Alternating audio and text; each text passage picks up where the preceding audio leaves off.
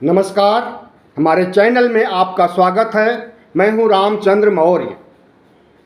साथियों, कर्नाटक के बाद अब राजस्थान का नंबर है। 4 महीनों में चुनाव आयोग का नोटिफिकेशन जारी हो जाएगा और आचार संहिता लागू हो जाएगी। जाहिर है कि चुनाव नज़दीक है और कांग्रेस में जिस तरह से गुटबाजी उभर करके सामने आ रही है और सचिन पायलट यहाँ तक उतारू हो गए हैं कि नई पार्टी बनाने जा रहे हैं, प्रगतिशील कांग्रेस। तो प्रगतिशील कांग्रेस बनने से क्या कांग्रेस को नुकसान नहीं होगा? क्या कांग्रेस जीत पाएगी? प्रगतिशील पार्टी बनने से राजस्थान रेगिस्तान का ऊंट किस करवट बैठेगा, कुछ नहीं कहा जा सकता है। अभी तो ये संभावना है कि जब संगठन एक रहेगा, कांग्रेस एक रहेगी, एकता रहेगी, तो निश्चित ही राजस्थान को बचाया जा सकता है। पायलट के इस बयान से कि प्रगतिशील पार्टी बनाने जा रहे हैं, प्रगतिशील कांग्रेस पार्टी के अध्यक्ष बनेंगे, यानी कांग्रेस को तोड़ देंगे। ऐसे में कांग्रेस कमज़ोर हो जाएगी। फिर सवाल उठता है कि क्या कांग्रेस जीतेगी? गुटबाजी सारी पार्टियों में होता है, राष्ट्रीय स्तर की पार्टियों में भी, क्षेत्रीय पार्टियों में भी, और भारतीय जनता पार्टी के अंदर भी कम गुटबाजी नहीं है।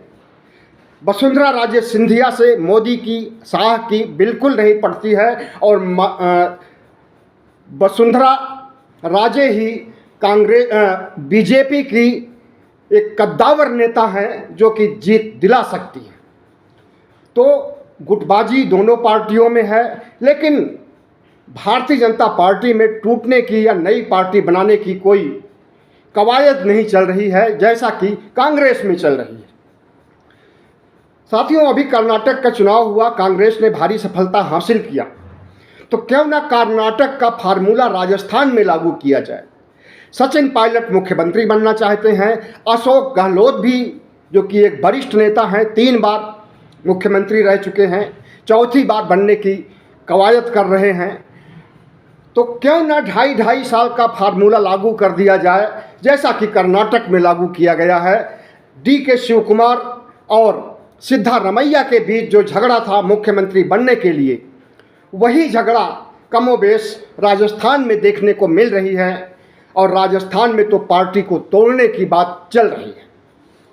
अप्रैल में सचिन ने धरना दिया था गांधी जी की मूर्ति के सामने, लेकिन उस धरने को समर्थन कांग्रेस का भी नहीं मिल पाया और जनता का भी नहीं मिल पाया। सिर्फ उनके कुछ समर्थक वहां पर मौजूद रहे। तो जाहिर है कि अशोक गहलोत और सचिन पायलट में बहुत बड़ा अंतर है। सियासी कद जितना अशोक गहलोत का है, उसका आधा भी नहीं है सचिन पायलट का, और बनने चल रहे हैं मुख्यमंत्री। तो ऐसा कैसे हो सकता है? कांग्रेस पार्टी कैसे अशोक गहलोत को नज़रअंदाज करके सचिन पायलट को मुख्यमंत्री बना देगी? लेकिन जिस तरह से कांग्रेस का आला कमान अपने पास बुला करके सचिन को, अशोक गहलोत को बैठा करके समझाता है और दोनों खुशी खुशी लौट जाते हैं राजस्थान, लेकिन फिर दूसरे दिन खबर आती है कि सचिन पायलट की लड़ाई, अशोक गहलोत की लड़ाई अभी खत्म नहीं हुई है और सचिन पायलट फिर से सक्रिय होने जा रहे हैं। यहाँ तक कि वो सरकार के ऊपर ही सवाल उठा रहे हैं, बेरोजगारी को लेकर के, महंगाई को लेकर के अशोक गहलोत को घेर रहे हैं। जो काम विपक्ष को करना चाहिए वही काम सचिन पायलट कर रहे हैं कांग्रेस में रहते हुए। और ये जो धमकी दे रहे हैं कि प्रगतिशील कांग्रेस बनाएंगे, ये उनका आखिरी ब्रह्मास्त्र है।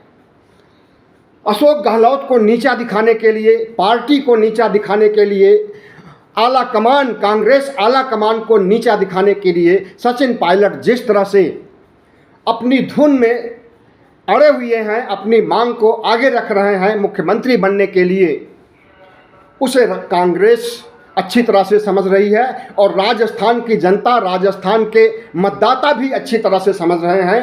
राजस्थान ही नहीं, भारत के मतदाता अच्छी तरह समझ रहे हैं कि अशोक गहलोत और सचिन के कद में कितना बड़ा अंतर है और अगला मुख्यमंत्री किसे होना चाहिए। लेकिन सचिन पायलट अगर इसी तरह से अपनी गतिविधियां चलाते रहेंगे, गुटबंदी को बढ़ावा देते रहेंगे, अलग पार्टी बनाने की बात करते रहेंगे, कांग्रेस को तोड़ने, कांग्रेस को नष्ट करने की बात करते रहेंगे, तो इसका अच्छा प्रभाव नहीं पड़ेगा पार्टी पर। और पार्टी को जो अभी लग रहा है कि उसकी जीत हो सकती है या जीत हो जाएगी, फिर तो हमें नहीं लगता कि अगर कांग्रेस टूट जाएगी तो कांग्रेस की वहाँ जीत होगी। न तो कांग्रेस जीतेगी और न प्रगतिशील कांग्रेस ही जीतेगी। वैसे नई पार्टी बनाने और नई पार्टी का सिंबल ढूंढने और चुनाव आयोग से मान्यता लेने में टाइम लगता है। प्रगतिशील पार्टी इतनी तैयारी नहीं की है कि अभी वो प्रगतिशील पार्टी बनाए और इसी चुनाव में मुकाबला दे कांग्रेस को, बीजेपी को। साथियों, हमें तो लगता है कि राजस्थान का मामला सचिन पायलट, जो कि एक साधारण नेता हैं, अभी 25 साल का उनका अनुभव है राजनीति का, अपने दम पर वो ऐसा नहीं कर रहे हैं। कहीं न कहीं उन्हें बीजेपी इस्तेमाल कर रही है और बीजेपी सचिन पायलट के कंधे पर बंदूक रख करके कांग्रेस को निशाना बना रही है। एक समय आया भी था जब लगा था, लोगों ने समझा था, कांग्रेस ने भी समझा था कि सचिन पायलट ज्योतिरादित्य सिंधिया की तरह टूट करके भारतीय जनता पार्टी में जाएंगे और अपनी सरकार बनाएंगे, भारतीय जनता पार्टी की सरकार बनाएंगे और खुद मुख्यमंत्री बनेंगे।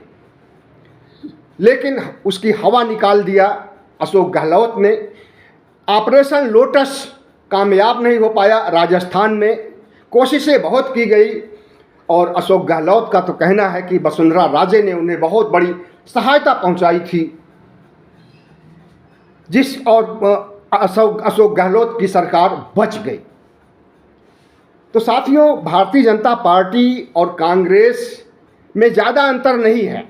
अंतर सिर्फ इतना ही है कि भारतीय जनता पार्टी सांप्रदायिक जुनून फैला करके, सांप्रदायिक ध्रुवीकरण करके चुनाव जीतना चाहती है और कांग्रेस विकास के मुद्दों पर या फ्री रेवड़ी या लोक कल्याणकारी कार्यों के आधार पर चुनाव जीतना चाहती है। और अब चाहे वो कर्नाटक की जनता हो, चाहे वो हिमाचल की जनता हो, विकास के मुद्दे को ही तरजीह दे रही है। राजस्थान में भी यही होने वाला है। वहाँ पर भी ध्रुवीकरण का खेल खेला जा रहा है। भारतीय जनता पार्टी सक्रिय है, आरएसएस सक्रिय है हिंदू मुस्लिम करने के लिए। और यहाँ तक कि छत्तीसगढ़ में तो खुलेआम हिंदूवादी शक्तियाँ, आरएसएस, भाजपा और कांग्रेस, इन पार्टियों में लड़ाई हो रही है। और हिंदुत्व के मामले में कौन आगे बढ़ जाएगा, कांग्रेस आगे बढ़ जाएगी या बीजेपी आगे बढ़ जाएगी, कुछ नहीं कहा जा सकता है। लेकिन जैसी स्थिति छत्तीसगढ़ की है वैसी स्थिति राजस्थान की नहीं है। राजस्थान में जो कुछ चल रहा है इसे सलटाया जा सकता है, इसे सुलझाया जा सकता है। आला कमान को सख्ती से निर्णय लेना होगा कि सचिन पायलट चुनाव का प्रचार करें और सरकार को जिताएं। पहली चरण में अशोक गहलोत को 2.5 साल के लिए मुख्यमंत्री बनाया जाएगा और दूसरे चरण में सचिन पायलट को अवसर दिया जाएगा। अगर ऐसा नहीं करते हैं तो सचिन पायलट जिस रास्ते पर चल रहे हैं, भारतीय जनता पार्टी के जिस इशारे पर चल रहे हैं, वे पार्टी को तोड़ देंगे। और इसके लिए वो पहले ही बता चुके हैं कि हम प्रगतिशील कांग्रेस बनाने जा रहे हैं। तो साथियों, 2018 में चुनाव में सचिन पायलट का योगदान कम नहीं था, लेकिन इतना बड़ा योगदान नहीं था कि उन्हें मुख्यमंत्री बनाया जाए। अशोक गहलोत को मुख्यमंत्री बनाया गया था, आला कमान ने बनाया था और चुने हुए विधायकों ने बनाया था। लेकिन अभी सचिन पायलट के पास इतने विधायक नहीं हैं, जीतने के बाद भी इतने विधायक नहीं होंगे जो कि उनके पक्ष में जाएंगे और उन्हें मुख्यमंत्री बनाने की पेशकश करेंगे। अशोक गहलोत के पास हैं। आला कमान अगर अपने से मुख्यमंत्री नहीं बनाएगा और छोड़ देगा कि विधायक चुनाव करेंगे, तो निश्चित रूप से अशोक गहलोत को समर्थन मिलेगा सचिन पायलट की अपेक्षा 2 गुना 3 गुना विधायकों का। तो सचिन पायलट को धैर्य रखना चाहिए। अभी इनकी उम्र क्या है और अशोक गहलोत की उम्र क्या है और उनका कितना राजनीतिक तजुर्बा है, कितना अनुभव है, और अपने अनुभव से उन्होंने ऑपरेशन लोटस को फेल किया, अपने अनुभव से उन्होंने राजस्थान को बचाया, अपने अनुभव से उन्होंने राजस्थान को आगे बढ़ाया। तो इस पर सचिन पायलट को विचार करना चाहिए और जो जल्दीबाजी है, जो हड़बड़ी है, इस हड़बड़ी को त्याग देना चाहिए पार्टी के हित में, राजस्थान की जनता के हित में और कांग्रेस के हित में। तो सचिन पायलट और अशोक गहलोत का झगड़ा निपटारा कई बार कांग्रेस कर चुकी है, लेकिन एक बार भी उसका निपटारा देखने को नहीं मिला। राजस्थान पहुंचते ही फिर से वही सुर अलापने लगते हैं अशोक गहलोत भी और सचिन पायलट भी। अभी पिछले दिनों भी कांग्रेस अध्यक्ष सोनिया गांधी और राहुल गांधी ने पूरे आला कमान ने, उसमें मल्लिकार्जुन भी शामिल थे, अशोक गहलोत को बुलाया, सचिन पायलट को बुलाया और दोनों को समझाया, पार्टी तोड़ने के नफ़ा नुकसान को समझाया, पार्टी को कैसे जिताया जा सकता है, इसके लिए मंत्र दिया। लेकिन ये सारे मंत्र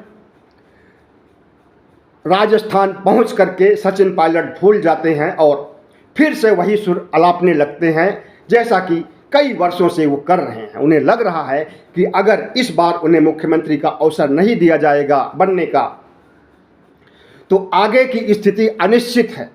हो सकता है कि अशोक गहलोत जब रिटायरमेंट होने लगे तब तक कोई नया नेता कांग्रेस में उभर करके सामने आ जाए और वो सचिन पायलट को भी पीछे छोड़ दे। इसीलिए जल्दीबाजी है सचिन पायलट को कि उन्हें जल्दी से मुख्यमंत्री बनना चाहिए, और उनके लिए जो समर्थक हैं उनकी जातियों के लोग हैं, जाट हैं, गुजर हैं, कुछ ऊंची जातियों के समर्थक हैं। पिछड़ी जातियों और दलितों में उनकी कोई पैठ नहीं है। पिछड़ी जातियों के वोट से ही हर राज्यों में चुनाव जीता जाता है, और वो पिछड़ी जात के खुद अशोक गहलोत हैं, माली समुदाय से आते हैं और समस्त पिछड़ी जातियों को अपने पक्ष में समेटे हुए हैं, उनके वोट को पाया करते हैं। दलित भी उनका समर्थन करते हैं, और जो अशोक गहलोत निर्णय लेते हैं वो सामयिक होता है। और फ्री रेवड़ी की बात चली तो फ्री रेवड़ियाँ अभी से शुरू कर दी गई हैं राजस्थान में। गैस की कीमत कम करना, महंगाई से निजात दिलाना और जितनी भी फ्री रेवड़ियाँ हैं बांटने की का काम शुरू कर चुके हैं। जब तक कि चुनाव आयोग का नोटिफिकेशन नहीं जारी होगा उसके पहले तक फ्री रेवड़ियाँ खूब बांट सकते हैं, और वो काम अशोक गहलोत कर रहे हैं। तो साथियों, अशोक गहलोत और सचिन पायलट का झगड़ा अगर नहीं सलटेगा तो कांग्रेस को भुगतना पड़ेगा, और इसमें कांग्रेस अध्यक्ष और आला कमान में आने वाले राहुल गांधी, सोनिया गांधी और जितने भी बड़े नेता हैं, जयराम रमेश, इन बड़े नेताओं को अपने अनुभव के आधार पर सचिन पायलट को समझाना चाहिए और 2.5 साल के फार्मूले को समझा करके उन्हें मनाना चाहिए, और 2018 की तरह उन्हें चुनाव प्रचार में लगा देना चाहिए। बहुत बहुत धन्यवाद। हमारे चैनल को सब्सक्राइब कीजिएगा, लाइक कीजिएगा और शेयर कीजिए।